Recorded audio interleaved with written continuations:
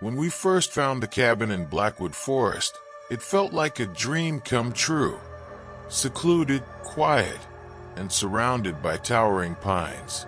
It was everything my wife, Emily, and I had wanted. A fresh start away from the suffocating noise of the city. We had just had our daughter, Lily, 6 months old and as perfect as we could have imagined. This cabin, nestled deep in the woods, felt like the ideal place to raise her.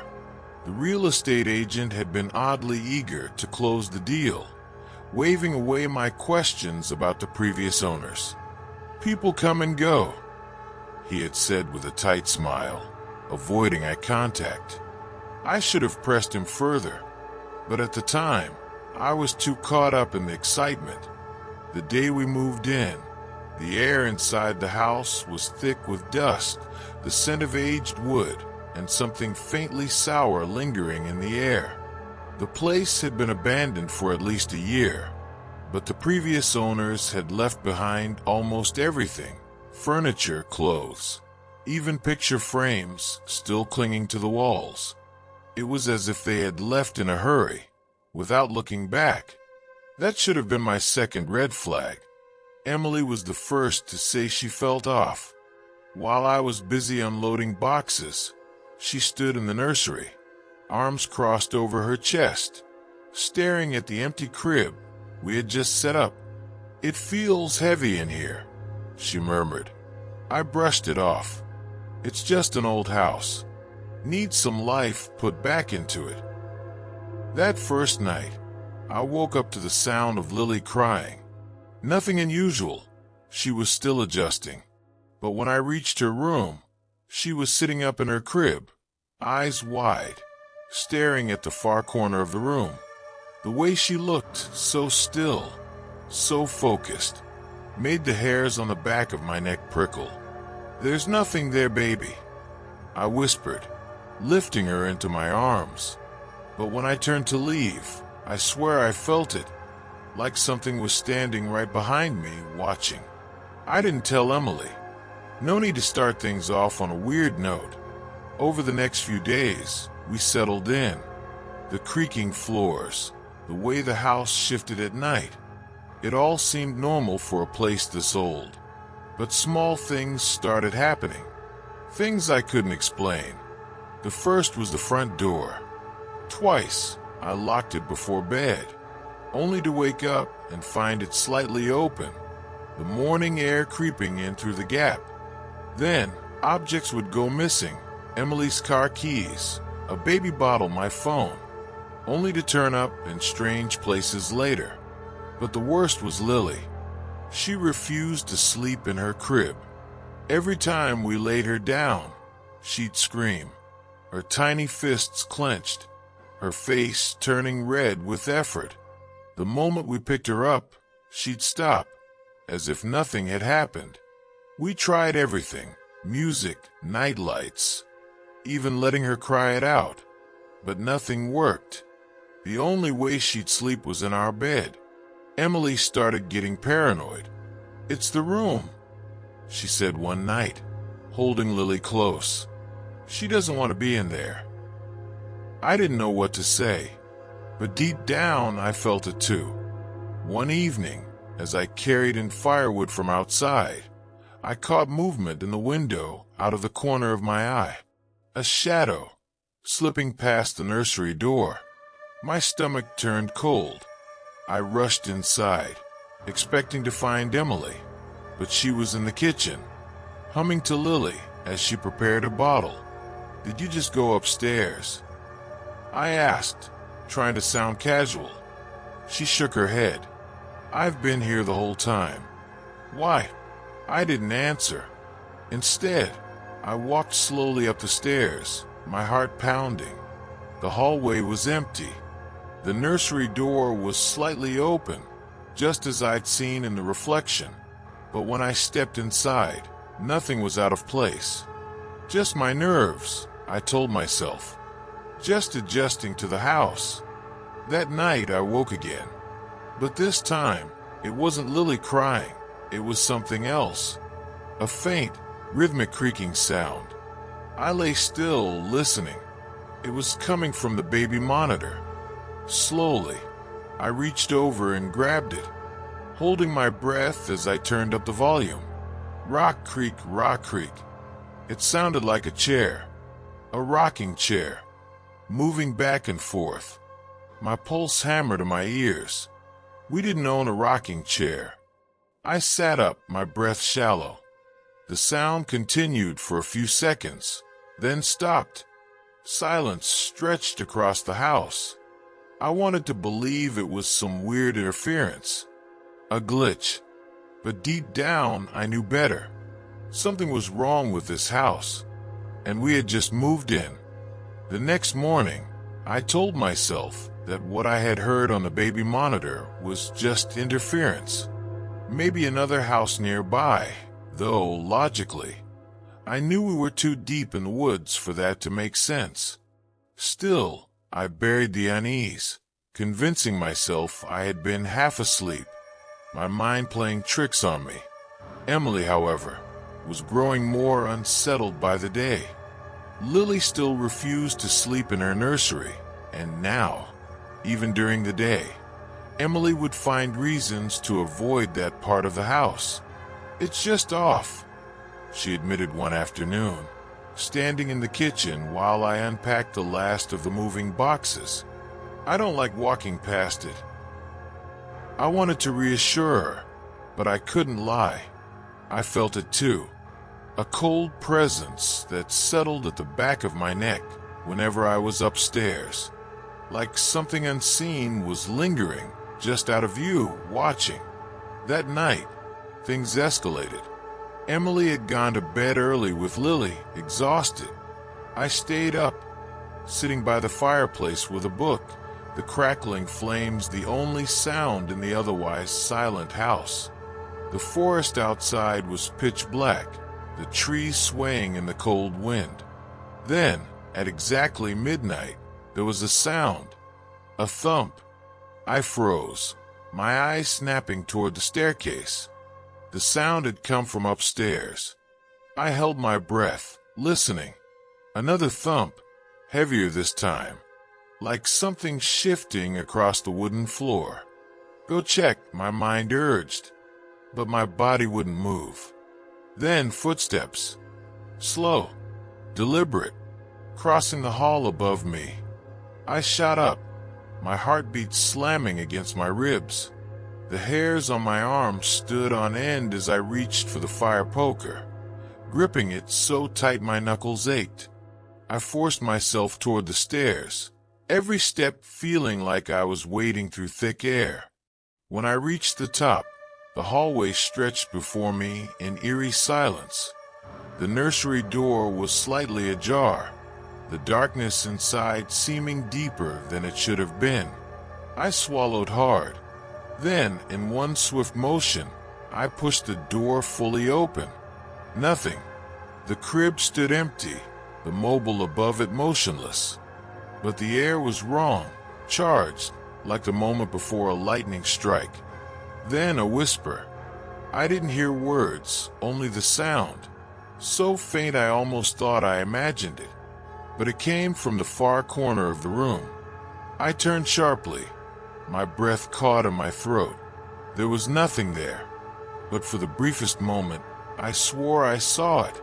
Something shifting in the shadows, a shape just out of reach of the dim light spilling in from the hall. I stepped back, pulse hammering. The room felt heavier now, suffocating. Then, just as I was about to retreat, a loud bang erupted from behind me. I spun around, my heart nearly stopping. The hallway closet door had swung open on its own. That was enough for me. I backed out of the nursery, shutting the door behind me, then rushed downstairs, locking every door I could find. I sat in the living room for hours, staring at the staircase, waiting, listening. Nothing else happened. At dawn, I finally drifted into a restless sleep. The following day, Emily noticed my exhaustion. "You didn't sleep," she said, her voice laced with concern. I hesitated, then decided against telling her. What good would it do? She was already uneasy. No need to feed her paranoia. Instead, I just shook my head. I'm fine. That evening, Emily suggested taking Lily for a walk before dinner. I agreed, hoping the fresh air would clear my head. We wandered the property, the forest stretching endlessly in every direction. But as we walked, I noticed something strange. The trees near the house were different. The bark was darker, almost scorched in some areas. And the deeper we went into the woods, the quieter everything became. No birds, no rustling leaves. Just an oppressive, unnatural silence. Then I spotted something ahead. A clearing. At its center, a single wooden post stood upright, weathered with age. Strange markings were carved into it, symbols I didn't recognize. Emily stopped beside me, her grip tightening on the stroller. What is that? I had no answer, but as I stared at the post, unease crawled up my spine. Then a twig snapped behind us. Emily let out a sharp breath, spinning around. I followed suit, scanning the tree line. Nothing. Yet, the feeling of being watched was unbearable. Without a word, we turned back, walking quickly toward the cabin. And with every step, the sensation only grew stronger, as if something unseen was watching us retreat, something that did not want us there. That night, I dreamed of the post in the woods. But in my dream, it wasn't just a post. It was a grave marker, and something was standing behind it. The Haunting of Blackwood Cabin, Part 3, The Crying in the Walls. The next few days passed in an uneasy haze. Emily and I spoke little about what we had seen in the woods, but the silence between us carried weight. We both felt it, the shift in the house, the heavy presence that seemed to press in closer with every passing night. And then the crying started. It was subtle at first, a distant, muffled sound, like the wind whispering through the cracks in the walls. But as the nights dragged on, it became undeniable. The first time I heard it clearly, I was alone in the living room. Emily and Lily had gone to bed early, leaving me in the dim glow of the dying fire. I had dozed off in the armchair, book in my lap, when a soft, wavering sound pulled me from sleep. At first, I thought it was Lily. A child's cry, weak and distant, echoing through the house. I sat up, heart pounding. The baby monitor was on the coffee table beside me. I grabbed it, expecting to see her tossing in her crib, but the screen was dark, silent. Yet the crying continued, faint, somewhere inside the walls. My skin prickled. I stood slowly, straining to pinpoint the sound. It was coming from upstairs. I hesitated. A deep, instinctual fear rooted me to the floor. Every fiber of my being screamed at me to ignore it, to pretend I had imagined it. But my feet moved anyway. Step by step, I ascended the staircase, the crying growing clearer, more desperate. My breath hitched as I reached the hallway. My eyes locked on the nursery door. It was ajar. A soft draft carried the faint scent of something old, something damp. I pushed the door open. Lily lay sound asleep in her crib, her tiny chest rising and falling in peaceful rhythm. The crying wasn't coming from her. It was coming from the walls. A choked gasp caught in my throat as I stepped back, my gaze darting across the room. The sound was all around me now. A child's sobs seeping through the old wooden panels. And then, a single knock, right behind me. I spun around so fast I nearly lost my footing. My eyes locked onto the closet door. It stood closed, motionless. But I wasn't imagining it. I had heard it, one solid knock from inside. My fingers trembled as I reached for the doorknob. It was ice cold. I hesitated. Every nerve in my body told me not to open it, but some twisted part of me needed to see. Slowly, I turned the knob and pulled the door open. Darkness. The closet was empty, but the crying stopped. A wave of cold rushed over me, the air in the room thick and unmoving. And then, as I stood there, staring into the black void of the closet, a whisper, right at my ear, "Not yours." The breath hitched in my throat, and I stumbled back, slamming the closet shut. I didn't dare move. My pulse thundered in my ears. Then, from behind the door, a scratch, long, deliberate. Something was inside. I turned and ran. I didn't sleep that night.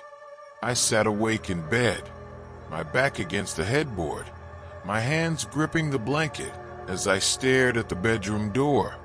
Emily stirred beside me, mumbling something in her sleep. I didn't wake her. She was already on edge. But I knew then that we had made a mistake coming here. Something was in this house, something old, and it didn't want us here. The next morning, I tried to convince Emily to leave. "We should visit your parents," I said over breakfast, forcing my voice to stay casual. "Just for a few days." She looked up from her coffee, frowning.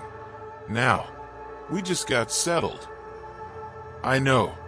I think it'd be good for Lily." Her eyes narrowed. "You think something's wrong with the house, don't you?" I hesitated. I didn't want to scare her. But before I could respond, Lily let out a small giggle from her high chair. Both of us turned to her. She was looking at the corner of the room, smiling. Her little fingers reached out toward nothing. "Sweetheart," Emily cooed, following her gaze. "What do you see?" Lily giggled again, waving her tiny hands. Then she said something. A word. Soft. Innocent. "Baby." A shiver crawled up my spine. Emily laughed nervously, shaking her head. "She's just babbling." But I wasn't so sure, because Lily wasn't looking at nothing. She was looking at someone. And the next night, I would finally see it too. The next night I saw it. I had been lying awake for hours, staring at the ceiling, my thoughts racing. No matter how much I tried to convince myself otherwise, I knew something was in this house with us, and it was watching. At some point, exhaustion finally got the better of me, and I drifted into a restless sleep. But I wasn't asleep for long. A noise woke me, a soft, rhythmic creak, like footsteps. I opened my eyes. The room was still, bathed in faint moonlight seeping through the curtains. Emily lay beside me, undisturbed. The baby monitor on the nightstand was silent. Then another creak. My breath caught. It was coming from the hallway. Slowly, I turned my head toward the bedroom door, and I saw it. A shadow, tall, unmoving, standing just beyond the threshold. At first, I thought my eyes were playing tricks on me, but then it moved, just slightly, a subtle shift, like someone swaying ever so gently in place. My stomach twisted into a tight knot. I couldn't move. I couldn't breathe. The shadow was watching me. I wanted to wake Emily, but fear held me frozen. Instead, I clenched my fists, forcing myself to focus, to listen. No breathing, no sound, just silence. Then, the shadow tilted its head. A slow, deliberate motion, like it knew I was awake, like it was acknowledging me. My pulse thundered in my ears. And then, just as slowly as it had appeared, it stepped backward. melted into the darkness of the hall. Gone. I lay there, paralyzed, my body drenched in cold sweat. I wanted to believe I had imagined it, but deep down, I knew better. I stayed awake until the first light of dawn crept through the windows. Only then did I muster the courage to move. I checked on Lily first. Her room was untouched. She was sleeping peacefully in her crib. But as I stood in the doorway, a terrible thought rooted itself in my mind. The shadow had been standing between our room and hers, and I didn't know if it had been coming from her room or going into it. That morning, I decided I couldn't keep this from Emily anymore. "We need to leave," I said, my voice low, urgent. She frowned. "Why are you so paranoid all of a sudden?" I hesitated. "I saw something last night." She stiffened. "Saw what?" I glanced toward Lily, who was happily playing in her high chair, then leaned in closer. There was someone in the hallway. Emily's face paled. "Not someone," I corrected myself. "Something." She swallowed hard. I could see the struggle in her expression, the battle between skepticism and the deep, instinctual fear she had been trying to suppress. And then she said something that sent a shiver down my spine. I saw it too. I stared at her. "What?" Her hands trembled as she gripped her coffee mug. "Last night, I woke up for a second. I thought I was dreaming, but I felt it." She exhaled shakily. "It was watching us, wasn't it?" I nodded slowly. Silence settled between us. Then Lily giggled. We both turned to her. She was pointing toward the dark hallway.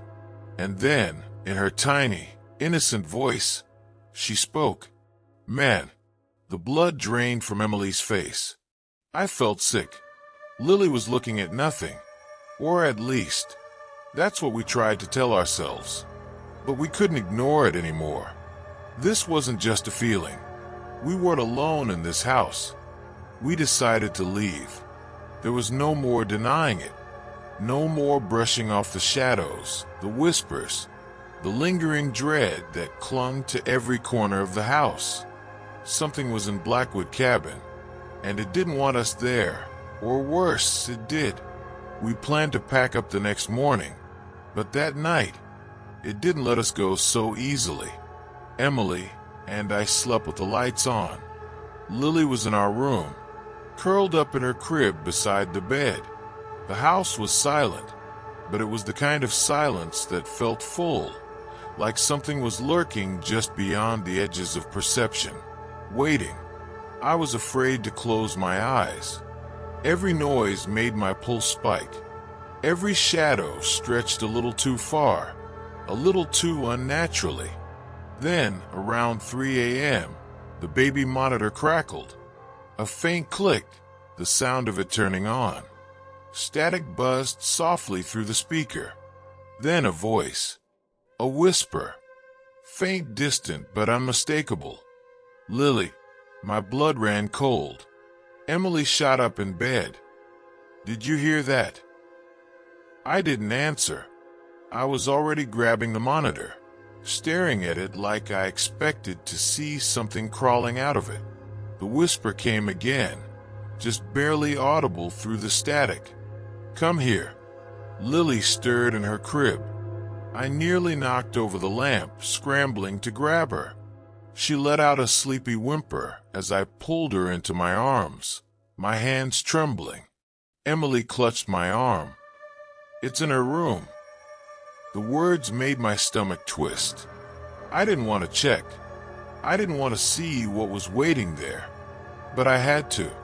With Emily behind me, I stepped into the hallway. The air felt thicker, heavier. The temperature had dropped. My breath came out in short, visible puffs. And then, the door to Lily's room was open. We had left it shut. I shined my phone's flashlight into the room, my heart hammering against my ribs. The crib was empty, of course. The room was still. But in the farthest corner, A shape, a figure, tall, its head tilted, its form stretched unnaturally thin in the dim light. And then it moved, not like a person, not like something alive. It glided right toward us. I slammed the door shut and bolted down the hall, Emily right behind me. We barely made it to our room before the footsteps started, slow, deliberate, coming up the stairs. Then, a knock, not on our bedroom door, on Lily's crib. A slow, deliberate tap, tap, tap. Lily let out a terrified wail. That was it. We were done. I grabbed the keys. We didn't pack, didn't look back.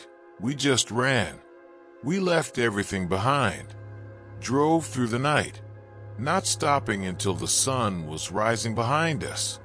We never went back. A week later, I got a call from a landlord. "You left in a hurry," he said.